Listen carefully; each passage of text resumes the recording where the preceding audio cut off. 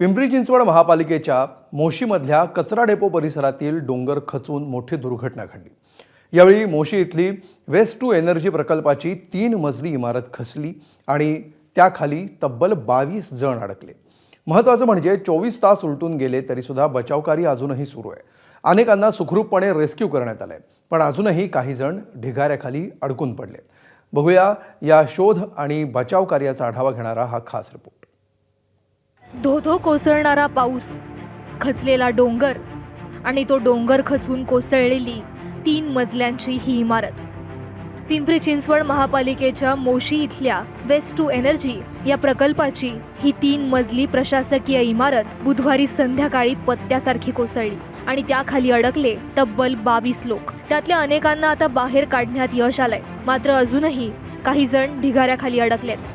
ते सगळे आम्ही जेवण स्टार्टच करणार होतो तर ते SLFचा डोंगर ढासळला असं आम्हाला समजलं। मी थोडंसं पाठी पाहिलं तर असं जाणवलं की तो डोंगर पूर्णपणे पुढे येतोय आणि एवढं म्हणताच आम्ही 5-6 जण बाहेर दरवाजाच्या बाहेर पडलो, पण बाहेर जाऊन थोडंसं लांब फेकण्यात आलो आणि तिथंच आदळल्यामुळं थोडंसं पूर्ण अंधारमय झाल्यामुळं काहीच समजलं नाही की नक्की काय झालं होतं। हा ढिगारा हटवण्याचं आणि त्याखाली अडकलेल्यांना बाहेर काढण्याचं काम अजूनही सुरू आहे। बचाव कार्याचा थरार ऐकून तुमच्याही अंगावर काटा येईल। एखादी ठोस वस्तू असेल तर त्या ठोस वस्तूने एखाद्या ठोस वस्तूवर प्रहार करा, किंवा आजच्या काळात जर मोबाईल असेल तर तुम्ही मोबाईलचा साऊंड द्या आणि तो आवाज आम्ही ऐकण्याचा प्रयत्न करतो पूर्णतः शांतता ठेवून। तर तो प्रयास आम्ही केला, तिथे आम्हाला कोणताही प्रतिसाद मिळाला नाही। त्याच्यानंतर आमच्याकडे टेक्निकल सर्च असतात ते पण आम्ही केलं आणि शेवटी जे आमच्याकडे रिलायबल सोर्स आहे तो म्हणजे आमचा K9 किंवा आमचा डॉग, की जो लाईव्ह विक्टीम डिटेक्ट करण्यामध्ये पारंगत असतो, ट्रेंड असतो, प्रशिक्षित असतो। तर त्यालाही आम्ही तिथे शोधण्यासाठी पाठवलं आणि त्याच्याकडूनही आम्हाला कोणताही प्रतिसाद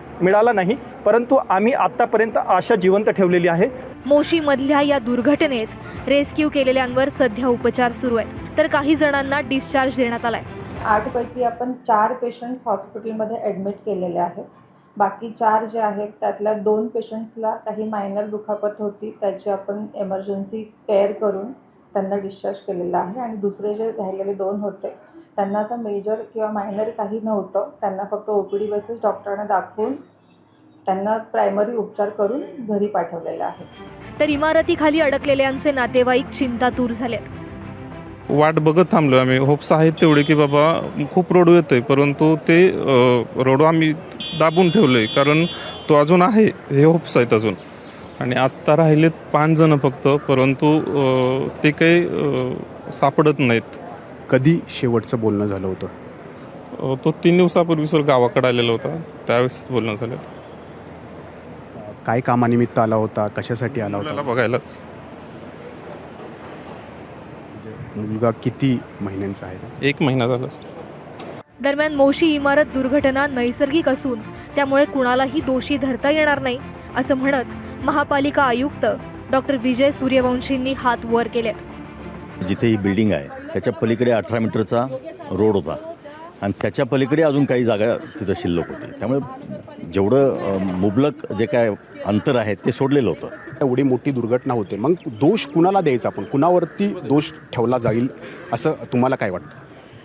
नैसर्गिक आपत्तीमध्ये आपल्याला जेव्हा नैसर्गिक आपत्ती घडते, समजा एखाद्या आता काही ठिकाणी लँडस्लाईड घडते, तर त्याच्यामध्ये आपण काही कोणाला दोष देत नाही, कारण ती नैसर्गिक आपत्ती असते। तर आज विधानसभेत आपत्ती व्यवस्थापन मंत्री गिरीश महाजन यांनी काय म्हटलं ते पाहूया। या 23 जण त्या ठिकाणी दाबले गेलेले होते, तर त्या 23 जणांपैकी 5 लोक आधीच वरच्या मजल्यावर होते म्हणून ते बाहेर पळून आले। जवळपास आता मला वाटतं की आता काही शक्यता कमी वाटते, 7-8 लोक अजून खाली आहेत, पण ते वाचतील कारण त्यांना कुठे ऑप्शन मिळत नव्हता। इतका दुर्गंधी त्या ठिकाणी की आपण थांबू शकत नाही।